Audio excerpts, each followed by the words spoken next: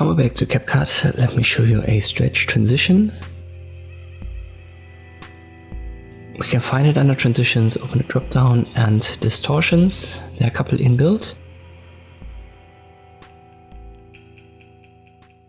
Stretch left, stretch right, stretch it to the side. As always, when you get this warning message, just confirm it.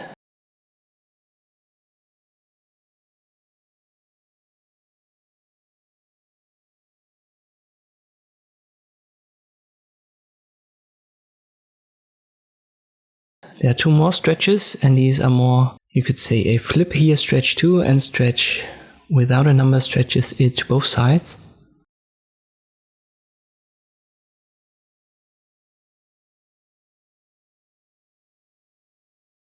For all of these you can adjust the duration, just make sure that they are selected in the timeline. Simply left click on them if they aren't. Hope this video was helpful, thank you for watching, and I'll see you next time.